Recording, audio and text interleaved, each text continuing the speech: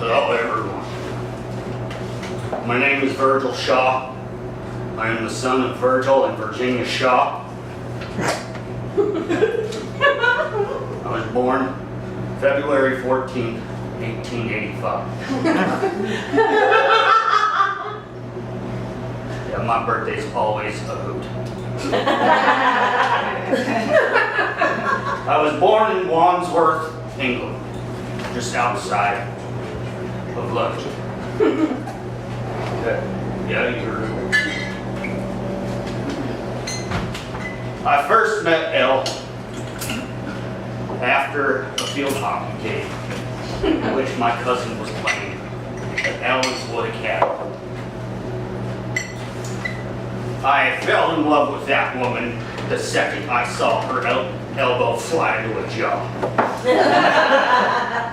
In fact, most of you don't know that a lot of the restrictive contact rules are because she was a freaking badass. So I nicknamed her Elbow.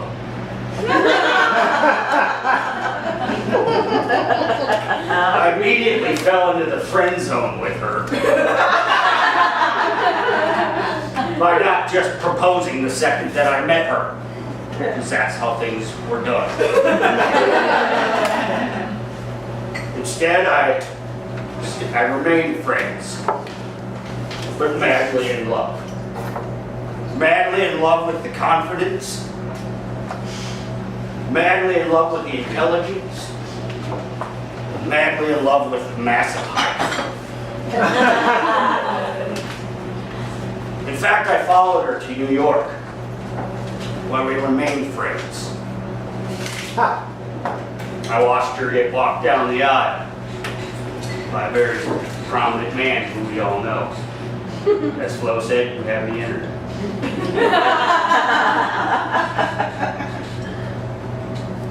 In fact, a little while later, when the controversy of the affair happened, I contacted Elbow. We had afternoon tea, and I confessed my love and said, "It's me." Because words like that worked back then. Except for Elbow. She was honest with me and said, "Virgil, you're as manly of a man that you are, you're just so GD short." That meant gosh darn it, all right? But I have a fond respect for this human being. Still to this day, I live in Boca Raton. Why do I live in Boca Raton? Look at it. Is this a wig? Yes, it is.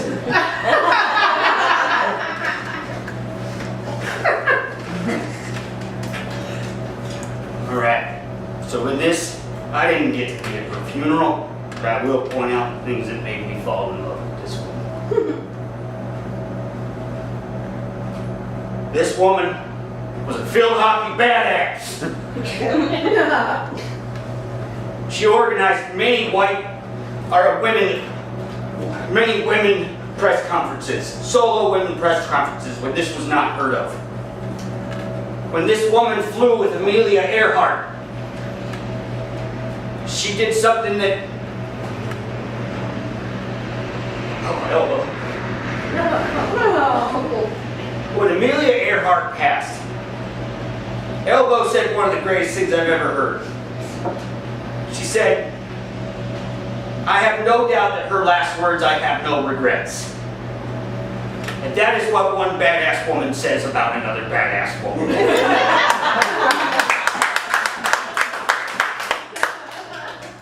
A syndicated paper for 27 years.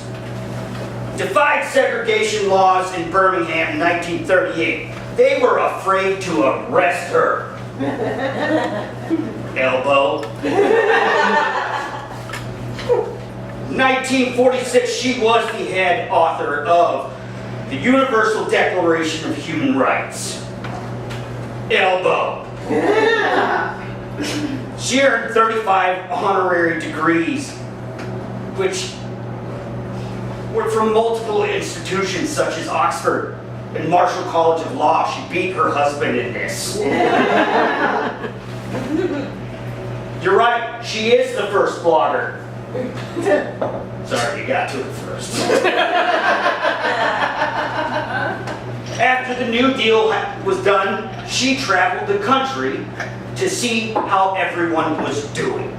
And when I say travel, I don't mean she went here. While touring the South to lecture against segregation, the KKK gave out a $25,000 bounty on her head for her execution. Today that equals about $500,000. No one took them up on it. Mostly because they know they didn't have the budget because they had to replace all the linen in the boudoirs. You know how those wives go. She was nominated 3 times for the Nobel Peace Prize. And I'm going to end with her words. And this is April 21st, 1945, leaving the White House. It's the title of my book. So bear with me in the time. There is always a certain emotional strain about the last time for anything. When you have lived 12 years in a house, even though you have always known that it belonged to the nation, you grow fond of the house itself. And fonder still of all the people connected with your life in that house. Yesterday, the President, Mr. Truman, and Miss Truman lunched here with us. And from then on, I began to do last things. At 4 o'clock, I greeted the members of my press conference for the last time. I have always looked out at the Washington Monument from my bedroom window the last thing at night. And the little red light at the top of its twinkle at me in a friendly fashion. The simple shaft, so tall and straight, has often made me feel during this war that if Washington could be steadfast through Valley Forge, we could be steadfast today in spite of anxiety and sorrow. Now I have spent my last night in the White House. I have had my last breakfast on the sun porch. And all today, I shall say goodbye. I shall be saying goodbye to different people who have been loyal and kind and have given all that they could for the success of my husband's administration or for the comfort and welfare of us all as a family. Yet I cannot feel that it is goodbye forever, which it wasn't for a long time, I have to tell you.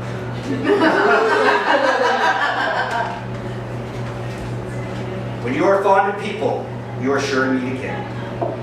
I wonder if others have been thinking, as I have, of the rather remarkable way in which our people and our government have passed through this major period of change. Ordinarily, when there is a change of administration, there is a period between election and inauguration during which the outgoing president and his family prepare for their departure, while the incoming president and his family prepare to assume the new responsibilities. Never before has a sudden change of presidents come about during a war. Yet from the time that Mr. Truman, followed closely by Secretary of State, walked into my sitting room, and I told them of my husband's death, everything has moved in ordinary fashion. There was consternation and grief at the time, courage and confidence in the ability of this country and its people to get back to new leaders and to carry through the objectives to which the people have pledged themselves. That this attitude established itself so quickly is a tribute to President Truman, to the members of the cabinet, and to the Congress. But above all, it is a tribute to the people as a whole, and it reaffirms our confidence in our future. I would love to hear your words right now, although